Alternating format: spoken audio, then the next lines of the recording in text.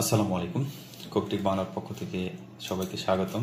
শিক্ষার্থীবৃন্দ, আশা করি আপনারা প্রত্যেকে ভালো আছেন, সুস্থ আছেন, কোপটিক বাংলার সাথে আছেন।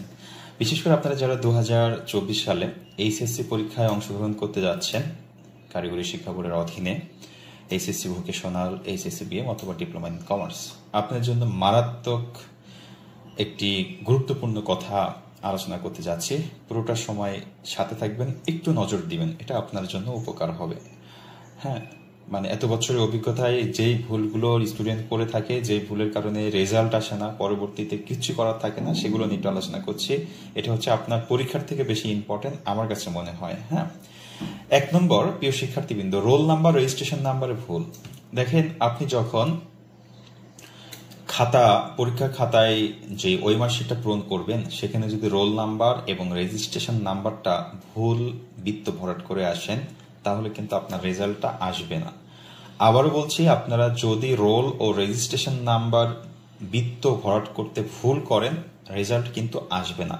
সেই ক্ষেত্রে আপনি যখন রোল রেজিস্ট্রেশন নাম্বার বৃত্ত ভরাট করবেন, প্রত্যেকটা দিনের পরীক্ষায় এটা আপনাকে অনেক সিরিয়াসলি করতে হবে। হ্যাঁ, প্রত্যেকটা পরীক্ষায়, না হলে কিন্তু আপনি প্রবলেমে পড়বেন। ওকে শিক্ষার্থীবৃন্দ, যারা এই মুহূর্তে আমার চ্যানেলে জয়েন করেছেন, অবশ্যই আপনি এই চ্যানেলটিকে সাবস্ক্রাইব করে বেল আইকনটি অন করে রাখবেন, ইনশাল্লাহ উপকৃত হবেন। 2, বিষয় কোড ভুল। দেখেন, বিষয় কোডের যে বৃত্ত আছে সেটাও যদি আপনি ভুল করেন, আপনার রেজাল্ট আসবে না।